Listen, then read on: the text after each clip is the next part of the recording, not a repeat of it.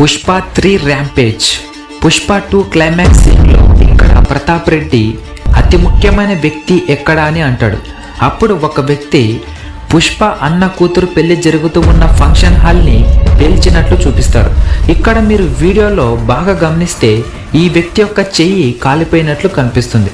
So దీనిని బట్టి మనం ఖచ్చితంగా చెప్పవచ్చు ఇక్కడ బన్వర్ సింగ్ సికావత్ ఇంకా బతికే ఉన్నాడు అని. మనం పుష్ప 2 ఫ్లాష్ బ్యాక్లో ఫేక్ ఎర్రచందనం పట్టుకున్నానని తెలుసుకున్న బన్వర్ సింగ్ సికావత్ తనను సస్పెండ్ చేస్తారు అనే భయంతో బాధతో ఆ సరుకు మీద మొత్తం డీజిల్ పెట్రోల్ని పోసి మొత్తం మంటలతో కాల్చేసి అతడు కూడా అందులోనే ఉండిపోతాడు.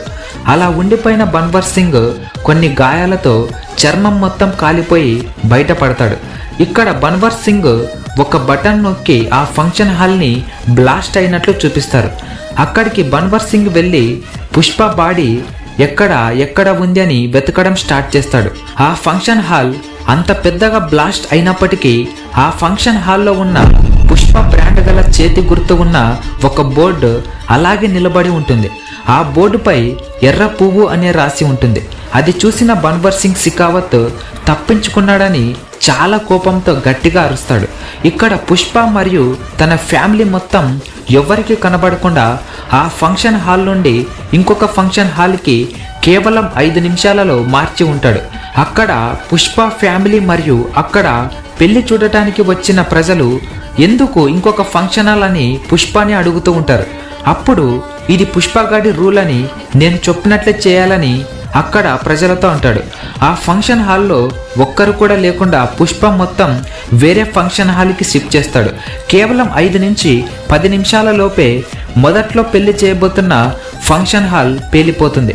ఆ పేలిపోయిన ఫంక్షన్ హాల్ చూసి ఆ పెళ్లికి వచ్చిన ప్రజలందరూ ఒక్కసారిగా ఊపిరి పీల్చుకొని పుష్పని దేవుడిగా చూస్తారు. ఫ్రెండ్స్, ఈ వీడియోలో మనం బన్వర్ సింగ్ సికావత్ పుష్ప మీద ఎలా రివెంజ్ తీర్చుకుంటాడు, జాలిరెడ్డి శ్రీవల్లిని ఎలా ఇబ్బంది పెట్టి పుష్పాని మరియు శ్రీవల్లిని ఎలా చంపబోతున్నాడు, ఇక ప్రతాప్ రెడ్డి తన తమ్ముడిని మరియు తమ్ముడి యొక్క కొడుకుని చంపడం వలన పుష్ప మీద ఎలా పగను తీర్చుకుంటాడు, పుష్ప బిజినెస్ అనేది ఏ రేంజ్లో జరుగుతుంది, పుష్ప ర్యాంపేజ్ అంటే ఏమిటి, చివరికి పుష్ప చనిపోతాడా లేదా అనే విషయాలు అన్నీ ఈ పార్ట్ 3 మూవీ స్టోరీలో తెలుసుకుందాం. ఈ వీడియో మేము ఇంత కష్టపడి చేస్తున్నాం కాబట్టి ప్రతి ఒక్కరూ లైక్ చేయాలి. ఈ వీడియోకి నేను ఇచ్చే టార్గెట్ 20K లైక్స్. సో ప్రతి ఒక్కరూ లైక్ చేసి నేను చెప్పిన టార్గెట్కి రీచ్ చేయండి. ఇక అస్సలు ఏమాత్రం ఆలస్యం చేయకుండా పార్ట్ 3 స్టోరీలోకి వెళ్ళిపోదాం. పుష్ప తన అన్న కూతురు పెళ్లి జరుగుతూ ఉన్న ఫంక్షన్ హాల్ ముందుగానే పేలిపోతుందని తెలుసుకున్న పుష్ప అలా పేల్చింది ఎవరో పుష్ప తేల్చుకోలేకపోతాడు. ఇక్కడ పుష్ప ఫంక్షన్ హాల్ని బ్లాస్ట్ చేపించింది ప్రతాప్ రెడ్డి అయి ఉంటాడని అనుకుంటాడు. ఇక్కడ ఇంట్రెస్టింగ్ విషయం ఏమిటంటే బన్వర్ సింగ్ సికావత్ పుష్పకి కనబడకుండా ప్రజలందరి దృష్టిలో ఆ ఎర్రచందనం దుంగల్లో బ్లాస్టింగ్లో చనిపోయినట్లు న్యూస్ వైరల్ అయి ఉంటుంది. అందువలన ప్రజలందరి దృష్టిలో ఈ ప్రపంచం దృష్టిలో బన్వర్ సింగ్ సికావత్ ఆ బ్లాస్టింగ్లోనే చనిపోయి ఉంటాడని అనుకుంటారు. అదేవిధంగా పుష్ప కూడా బన్వర్ సింగ్ చనిపోయాడని అనుకుంటాడు. ఇక్కడ పుష్ప తన ఫ్యామిలీతో పాటు వేరే దేశాలకు విమానాలలో వెళ్ళిపోతాడు. అక్కడ పుష్ప తన ఫ్యామిలీని సేఫ్గా కొన్ని నెలలు ఉంచుకోగలుగుతాడు. అక్కడ ఫారిన్ కంట్రీస్కి పుష్ప వెళ్ళడానికి కారణం ఆ ఎర్రచందనం సరుకుతో ఏం తయారు చేస్తున్నారు, వారికి ఎంత ఆదాయాలు వస్తున్నాయని తెలుసుకుంటాడు. ఇలా బిజినెస్ సీక్రెట్స్ని తెలుసుకోవడానికి వెళ్తాడు. ఇక్కడ మన ఇండియాలో శేషాచలం అడవిలో దాదాపు ఒక 2 నెలల వరకు సరుకు డీలింగ్ అనేది జరగదు. అక్కడ పుష్ప ఫారిన్ కంట్రీస్లో పెద్ద పెద్ద డీలింగ్స్ కుదుర్చుకోవడానికి వెళ్తాడు. దుబాయ్కి 10,000 టన్నులు, మలేషియాకి 5,000 టన్నులు, చైనాకి 15,000 టన్నులు, ఇలా మొత్తం 30,000 టన్నుల సరుకును డీలింగ్ కుదుర్చుకొని ఉంటాడు. ఇక్కడ ఇంట్రెస్టింగ్ విషయం ఏమిటంటే పుష్ప 2 రీలోడింగ్ మూవీలో బన్వర్ సింగ్ సికావత్ పుష్పతో 2,000 టన్నుల సరుకు డీలింగ్ కుదుర్చుకున్న వ్యక్తిని అక్కడే చంపేసినట్లు చూపిస్తారు. సో పుష్ప పంపించిన సరుకేమో జపాన్కి సేఫ్గా వెళ్తుంది. కానీ డబ్బు మాత్రం తిరిగి రాదు. అందువలన పుష్ప జపాన్కి వెళ్ళినట్లు పుష్పకి కల వస్తుంది. కానీ ఆ కళ అనేది నిజమవుతుందని పుష్పకి ముందుగానే తెలుసు. పుష్ప ఆ సరుకు పంపించిన డబ్బు రాకపోవడంతో పుష్ప ఒక్కడే కంటైనర్లో వెళ్ళి తన డబ్బు వసూలు చేసుకోవడానికి వెళ్తాడు. అక్కడ పుష్ప నేషనల్ కాదు అని పక్కా ఇంటర్నేషనల్ అని అంటాడు. ఆ సరుకును రిసీవ్ చేసుకున్న జపాన్ వ్యక్తితో ఫైట్ అనేది మామూలుగా ఉండదు. పుష్ప అతడిని బెదిరించి మరి ఇవ్వవలసిన డబ్బుతో మరియు దాని మీద పడే వడ్డీతో సహా వసూలు చేసుకొని జపాన్ యొక్క ఓనర్ని కొట్టేసి ఇప్పటి నుంచి నేనే మీ బాసు అని అంటాడు. అక్కడ పుష్ప ఇండియా షిప్లో మళ్ళీ తిరిగి వెళ్ళిపోతాడు. అలా పుష్పని చూసి జపాన్ మొత్తం ఒక్కసారిగా భయపడిపోతుంది. ఇక్కడ జపాన్లో ఒక మెయిన్ విలన్ ఉంటాడు. ఆ విలన్ని ఇక్కడ పార్ట్ 3లో ఫైట్లో చూపించే ఛాన్స్ ఉంది. పుష్ప 2 క్లైమాక్స్ సీన్లో ప్రతాప్ రెడ్డి యొక్క తమ్ముడు మరియు తమ్ముడి యొక్క కొడుకు చనిపోవడం వల్ల ప్రతాప్ రెడ్డి ఇంటికి జాల్ రెడ్డి, మంగళం సీను ఇలా మొత్తం విలన్లు కలుస్తూ ఉన్నట్లు చూపిస్తారు. ఇక బన్వర్ సింగ్ చనిపోయాడని ప్రతాప్ రెడ్డి కూడా అనుకొని ఉంటాడు. ఒకరోజు బన్వర్ సింగ్ ప్రతాప్ రెడ్డి ఇంటికి కాలిపోయిన చర్మంతో వెళ్తాడు. అందువలన అక్కడ ఎవ్వరూ అతడిని గుర్తుపట్టరు. ప్రతాప్ రెడ్డి దగ్గరికి వెళ్ళి ఎవరికి తెలియకుండా సీక్రెట్గా వెళ్ళి కలుస్తాడు. నేనింకా బతికే ఉన్నాను అని చెప్తాడు. అప్పుడు ప్రతాప్ రెడ్డి బన్వర్ సింగ్ని చూసి ఆశ్చర్యపోతాడు. వీళ్ళందరూ ఒక్కసారిగా కలిసి ప్రతాప్ రెడ్డికి ఒక మాట అయితే ఇస్తారు. పుష్పాని ఎలాగైనా అంతం చేసి సిండికేట్ని మనం సొంతం చేసుకొని ఈ దేశాన్ని మొత్తం గుప్పెట్లో పెట్టుకోవాలని అనుకుంటారు. అప్పుడు జాల్ రెడ్డి ఈ గతి నాకు పట్టడానికి ఆ శ్రీవల్లి, ముందుగా ఆ శ్రీవల్లిని పుష్ప ముందే వాడు చూస్తూ ఉండంగానే దానిని చంపేయాలి. ఆ తర్వాత పుష్ప ఫ్యామిలీని తన ఎదురుగానే చంపేయాలి. ఆ తర్వాత పుష్పని బాడీలో మొత్తం ఎముకలను విరిచేసి పుష్పకి నరకం ఏంటో చూపించి చివరికి చంపేయాలి అని అంటాడు. ఇక ఆ తర్వాత ప్రతాప్ రెడ్డి ఇలా అంటాడు, ఇలా నా తమ్ముడు వాడి కొడుకు చనిపోవడానికి కారణం పుష్పగాడి వాళ్ళ అన్న కూతురు. ముందుగా దానిని పుష్ప ఎదురుగానే అతి కిరాతకంగా మానభంగం చేసి దానిని చంపేసి ఆ తర్వాత పుష్పాని చంపేయాలని అంటాడు. ఇక ఆ తర్వాత మంగళం సీను ఇవన్నీ మీరు ముందుగా చేయాలంటే పుష్పాని చంపేయాలి. పుష్ప ఎదురుగా చేయాలంటే మన గుండె స్పీడ్ అనేది చాలా నెమ్మదిగా కొట్టుకోవాలి.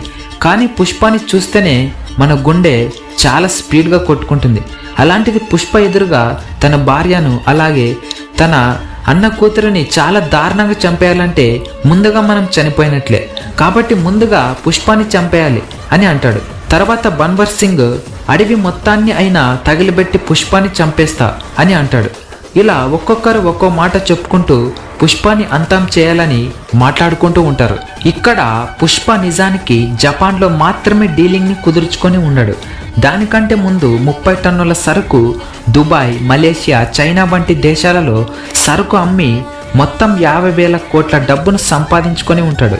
ఇక్కడ ఇంట్రెస్టింగ్ విషయం ఏమిటంటే పుష్ప శేషాచలం అడవిలో వెళ్ళి అక్కడ లారీలో సొంతంగా సరుకును చెక్ పోస్ట్ని దాటిస్తూ ఉండగా కొత్తగా వచ్చిన సిఐ పుష్పాని అరెస్ట్ చేస్తాడు.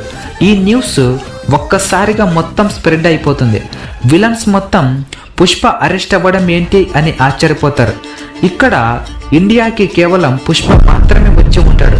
తన ఫ్యామిలీ ఇంకా ఫారిన్ కంట్రీస్లో ఉంటారు. సో పుష్ప ఇండియా షిప్ ద్వారా చేరుకొని ఉంటాడు. ఇక్కడ పుష్ప సిఐకి కావాలనే చెక్ పోస్ట్ దగ్గర వెళ్ళి అరెస్ట్ అవుతాడు. ఇది తెలుసుకున్న ప్రతాప్ రెడ్డి ఆ సిఐకి ఫోన్ చేసి ఆ పుష్పాని ముందుగా కాల్చి చంపేయండి అని అంటాడు. ఆ కాల్పులలో పుష్ప అడవిలో తప్పించుకొని వెళ్ళిపోతాడు. అడవిలో పుష్ప యొక్క షర్ట్ని చూసి ఏవైనా క్రూరమైన జంతువులు చంపి తిని ఉంటాయని పుష్ప యొక్క షర్ట్ని న్యూస్లో చూపిస్తూ ఆ న్యూస్ని స్ప్రెడ్ చేస్తూ ఉంటారు. అప్పుడు పుష్ప కోసం ప్రజలందరూ వేరిష్ పుష్ప అని ధర్నాలు చేయడం స్టార్ట్ చేస్తారు. ఇక్కడ ఆ ధర్నాలు చేస్తూ ఉన్న ప్రజలు ఇలా అంటారు, పుష్ప సంపాదిస్తున్న దుడ్డు ఏం చేస్తున్నాడో మీకు తెలుసా? చాలా మందికి మాలాంటి పేదలకు ఉపాధి కల్పించడం, చిన్న పిల్లల్ని చదివించడం, ఆరోగ్యం వంటి ట్రీట్మెంట్లను చేపించడం వంటివి చేశాడు. అలాంటి పుష్ప ఎలా చనిపోయి ఉంటాడు? మీరే ఏమైనా చేసి ఉంటారని పోలీసులకు ఎదురు సమాధానం చెప్తూ ఉంటారు ప్రజలు. అప్పుడు ఒక ఛానల్లో సీసీటీవీ ఫుటేజ్లో పుష్ప పులికి ఎదురుగా వెళ్తున్నట్లు రికార్డ్ అవుతుంది. ఆ వీడియోలో పుష్ప పులి యొక్క గొంతుని కొరికి చంపినట్లు కనబడుతుంది. అలా పుష్ప ఆ పులిని చంపినప్పుడు రక్తం అనేది ఆ షర్ట్కి బాగా అంటుకుంటుంది. అందువలన అక్కడే వదిలేసి వెళ్ళిపోతాడు. అలా పుష్పాని చూసి అక్కడ ప్రజలందరూ ఇంకా పుష్ప బతికే ఉన్నాడని చాలా సంతోషపడతారు. ఇక మంగళం సీనుకి పుష్ప బతికే ఉన్నాడన్న విషయం తెలిసేసరికి చాలా భయంతో సైలెంట్ అయిపోతాడు. పుష్ప మరుసటి రోజే మళ్ళీ సరుకు లారీలో వేసుకొని చెక్ పోస్ట్ దగ్గరికి వస్తాడు. అది చూసిన పోలీసులు వెంటనే సోషల్ మీడియాని పిలిపించి న్యూస్ని స్ప్రెడ్ అయ్యేలా చేస్తాడు. అక్కడ పుష్ప నవ్వుతూ ఇలా అంటాడు, ఈ రాత్రికి రాత్రే ఇండియాని మొత్తం 40,000 కోట్లతో 29 రాష్ట్రాల యొక్క సీఎంలను, ఎంపీలను, అలాగే ప్రైమ్ మినిస్టర్ని కొనేసా. మొత్తం ఇండియానే పుష్ప బ్రాండ్గా మార్చేశాను. ఇప్పుడు ఏ గవర్నమెంట్ పనిచేయదు. ఇది పుష్పగాడి రూల్ అని చెప్తాడు. ఇది తెలుసుకున్న విలన్స్ అందరూ ఒక్కసారిగా షాక్ అవుతారు. ఇక పుష్ప ఎలాగైనా మమ్మల్ని చంపేస్తాడు అనే భయంతో పుష్పకి కనిపించకుండా దాక్కొని ఉంటారు. అలా పుష్ప యొక్క రూల్ అనేది ఇండియా మొత్తం నడుస్తూ ఉంటుంది. పుష్ప తన చేతి గుర్తుతో ఇండియా మ్యాప్ని ఒక లోగో గుర్తుతో బ్రాండ్గా మారుస్తాడు. స్టోరీ ఈ విధంగా ఉండవచ్చని మేము ఊహించి చెప్పడం జరిగింది. సో ఈ ఇమాజినేషన్ స్టోరీ అనేది మీకు నచ్చితే లైక్ చేసి వైల్డ్ ఫైర్ అని కామెంట్ చేయండి. అలాగే నేను చెప్పిన టార్గెట్కి రీచ్ చేయండి. Thank you for watching. This is Naveen Kumar signing off.